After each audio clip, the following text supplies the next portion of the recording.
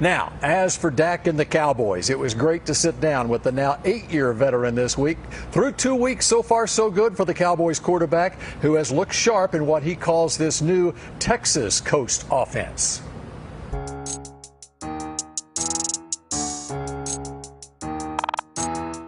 Dak, let's start with who's not here. How strange is it that Zeke's not here? And is there a part of you that says, well, maybe someday you can be teammates again? Yeah, I mean, I'm always going to keep that hope that someday we'll be teammates again. Understanding the business of this game and understanding as we get older things happen. But yeah, there's always hope for that. And yeah, it's strange. I mean, it's a guy that I've talked to him probably every other day since he's been in training camp, wishing him the best with what he's got going on in his situation. Understand he's went on some visits. So just being there as a brother is the most important thing for me to do right now, is just support him in whatever decision he's making. All right, have you seen the Cowboys media guide? I haven't. This is the first time. There you go. There's your pose. There's the screen. How would you describe that pose there? Passion. My passion for the game. Yeah. How about, and the CD looks really cool. Now Zach looks like he's mad about something. I don't know what that might be. Yeah, I mean, I get it. I get where he's at, but yeah, he does look a little angry. You know what I like the best about it though? Right there. There's Amen. A patch on your jersey right there. Walter Payton, NFL Man of the Year. What does that mean to you?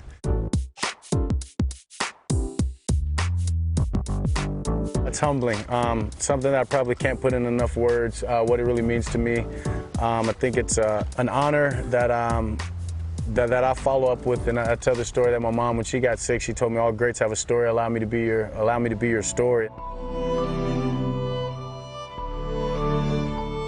As I came into this league, I was very intentional in making sure that I shared my story, shared what my mom meant to me, and then obviously other things have happened, losing my brother to suicide, that want to end the epidemic of suicide and in the mental health crisis of it's not okay to be okay. And just to receive this award, I think is just credit to that, and credit to the people that I'm just trying to honor in my life and the work that I'm doing. And it's really a tribute to your mom, and now you have your mom over your heart as you play a game. No doubt.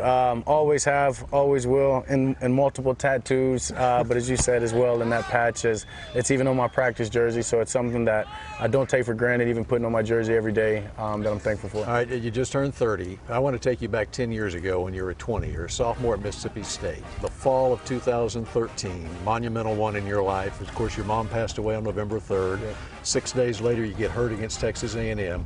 Then the Egg Bowl. Ball on the 3.5. They got to get it to the 2. It's about 1.5 yards shy of a first down. In the gun is Prescott. And he takes it, and he's going to run it, and he finds the end zone as he comes up the middle and scores.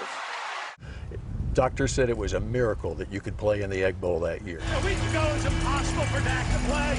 Said it must have been a miracle. He's never seen anything like it. You come off the bench in the fourth quarter. Dak Prescott checked in at quarterback for the first time tonight. You lead Mississippi State to a stirring overtime win. You score the winning touchdown. Yeah. I mean, the memories are really special from 10 years ago. Yeah, they really are. Seems like yesterday, but then again, it seems like forever ago. Haven't gone through so much in the last 10 years.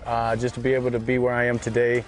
Not only this interview, but here in training camp, doing what I love at the age of 30 is something that I don't take for granted. It's a blessing, and each day that I come out here, I'm thankful for that. You found strength through adversity there to win that game, and that's really been the story of your career. How much did that lay the foundation for what's happened the last 10 years for you? So much, but I mean, I think it goes into the fact that the way that my mom raised me and all the values that she instilled in me, that losing her in that time, and then as you said, being injured and having the opportunity to come back and play in a game and then follow that season up with going #1 in the country is a lot of the reason that when adversity happens, I just keep fighting, because I understand through the experiences that I've been in, I become a better man and a better player and person through the adversity. And so I accept that challenge, and it's always made me better. But what would she say about the interceptions last year? Yeah, she wouldn't be excited.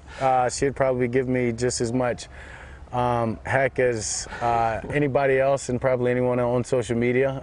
So I hold myself to high standards, and it's because that's how she did. But we've moved on. We're past that, and I think she'd be the first to say that is get up and it's a new day. All right, so how about this team this year, 10 years later, and just how much hope do you have this season with what you have here and the foundation's been laid in this training camp? Yeah, I'd say I've got a lot of faith.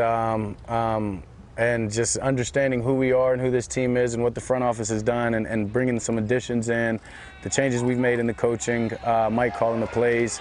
It's been fun. The spring was fun, and then just these last 2 days or 3 days, excuse me, last 2 weeks of training camp, I've had more fun playing this game than I have in a long time, and so it's exciting, and it's just something that we continue to build on each day to make sure that we hit the season full stride. So why do you think you're having more fun now?